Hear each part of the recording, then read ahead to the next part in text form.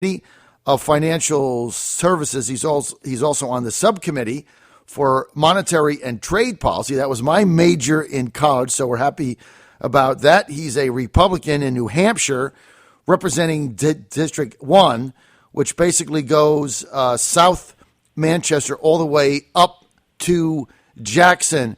Representative Guinta, great to have you with us, sir. Hey, John, it's a pleasure to be on.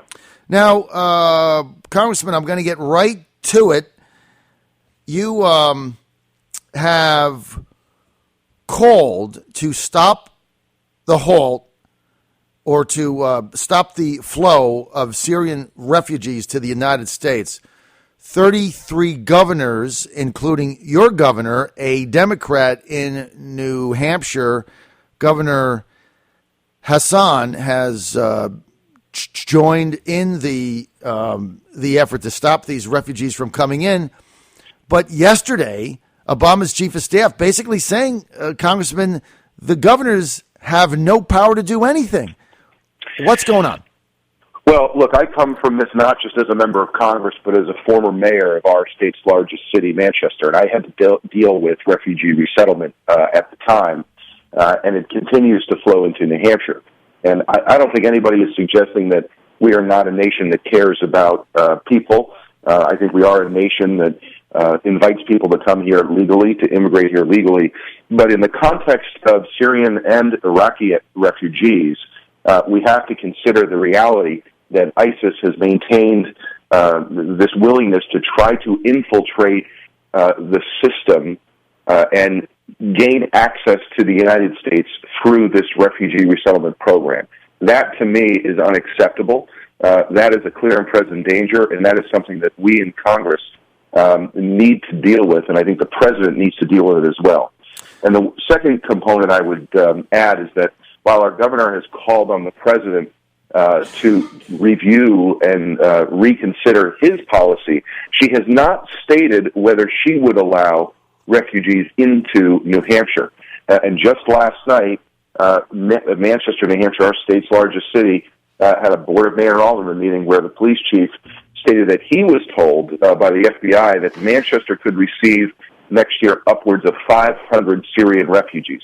So the reality is, if the president doesn't change his position, and if Congress doesn't act, and we will, the House is looking to act as quickly as tomorrow, you still have to go to governors and ask them point blank, not only do you agree or disagree with the president and his position, but what are you as a governor going to do to ensure that this risk doesn't infiltrate your state?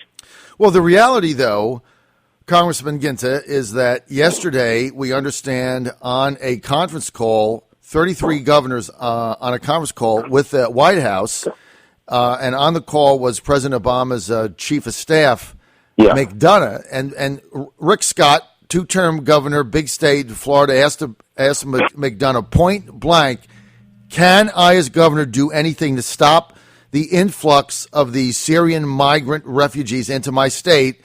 And the president's chief of staff said no.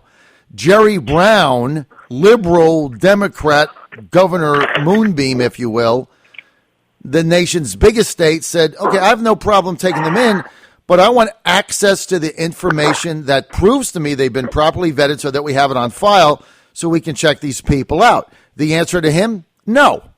So my question is, what is Congress going to do in order to stop this madness?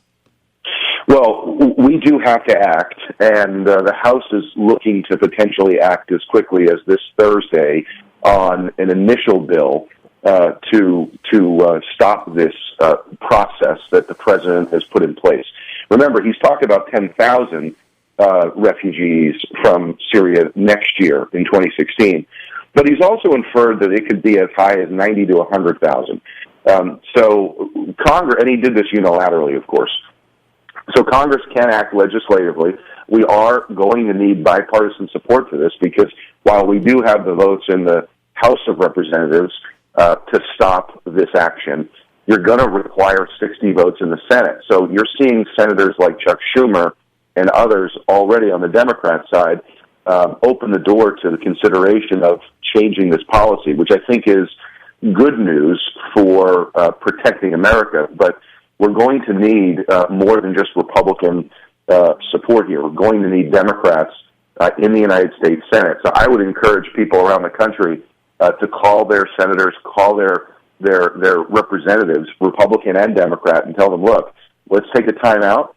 There's no reason to bring Syrian refugees to the United States right now, considering the fact that we had an attack in Paris on Friday, and on Saturday, ISIS maintains that they would like to infiltrate the United States, specifically Washington, D.C. So this is a serious issue. The president needs to get far more serious. When you look at all of the different sort of ideologues who look at and assess the president's proposals for eradicating ISIS, nobody seems to come to the consensus that he has a clear plan. Everybody seems to suggest that the president does not have a clear plan. This has to be addressed. He's made comments as recently as yesterday that I think are much more political and less constructive rather than focusing on the office of the presidency and focusing on this real threat.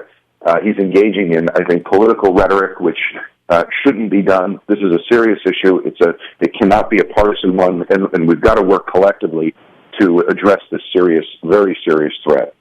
Well, you're right, Congressman Frank Guinta. No doubt about it. We're looking for statesmen on this issue, and the last thing we need is more charged political rhetoric one way or the other. But let me ask you this.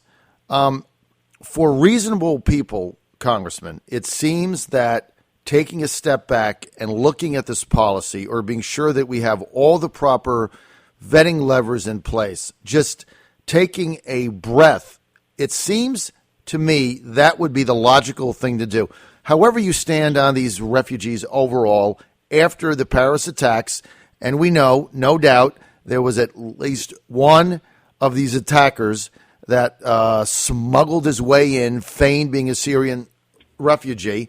Obviously, that can happen in the United States. So why wouldn't you just say, okay, we're just going to wait 60 days and figure this out? Instead, this president is actually expediting the matter by adding additional processing centers in Iraq and Syria. What's his objective? I'm not sure what his objective is. I've listened to his comments over the last, several days, and he seems to have been passive relative to the threat of ISIS, and he seems to be aggressive with members of Congress, particularly Republicans or Republican governors that have a different viewpoint than his relative to the resettlement policy. And look, what I'm saying, what members of Congress are saying, is that given the context of the threat, the attack in Paris, given the context that ISIS stated on Saturday that they want to attack the United States, given the fact that we know at least one of the bombers had a Syrian passport, what we're saying is we cannot allow a terrorist from ISIS or any other terrorist organization to come through the process of refugee resettlement to the United States. And I think that's a reasonable concern given the context of where we are today. The other thing I would add, John, is this. While people have maintained we do have a vetting process, we do. But the head of the FBI said we can't possibly vet everybody to the full extent, number one. Number two, most people don't realize that the 18 to 24-month vetting process largely starts after that refugee has resettled in the United States, not before.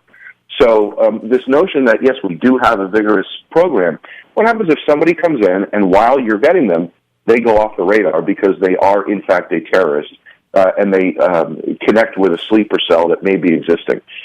We have lost that opportunity at that point to keep New Hampshire or the United States safe. So most of us, myself included, are saying, let's take a reasonable, rational approach. We understand, according to the FBI director, that we cannot vet each individual, and that's from the FBI director. That's not political rhetoric.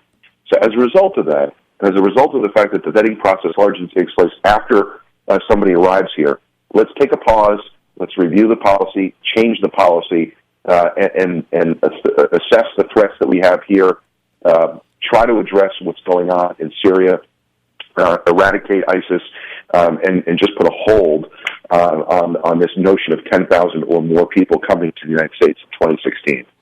Wow, Congressman, that makes so much sense.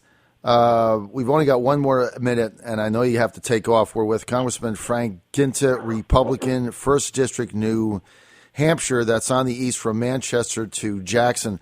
Final question, Congressman. So what you're saying is 18 to 24 months. That vetting process is happening after the refugee is already in the country. That's right? Correct. The large percentage of that 18 to 24 months happens after they arrive in the United States, and that needs to be a fact. That's a fact that people need to understand. It's not as if they're vetted prior to coming to the United States. They are essentially that 18 to 24 month period occurs after they arrive. So they come in. Now let's just play this out, and then I know you have to take off. If they're legit, then, they wait through the vetting process and hopefully everything's okay. If they're not legitimate, like the one that was in the Paris attacks who snuck through Greece with a false passport, obviously they're not going to hang out for 18 to 24 months because they're going to get found out. So they're going to go underground, aren't they? Yes, they are. And that's the concern that governors have expressed. That's why a governor has said we do not want refugees that are resettling in our states because they don't want the obligation and responsibility to follow these individuals if and when they decide to go underground. Now, look, the vast majority, what's going on in Syria and to the people of Syria is sickening. And, of course, we want to help those people who are really under threat of death because of Assad's regime. Right. I don't think anybody disagrees with that. But the reality is, because of what's going on with ISIS, they will try to infiltrate that process, the terrorists. And we cannot allow that to happen. All right, that's going to be the final word. We want to thank Congressman Frank Guinta for being with us.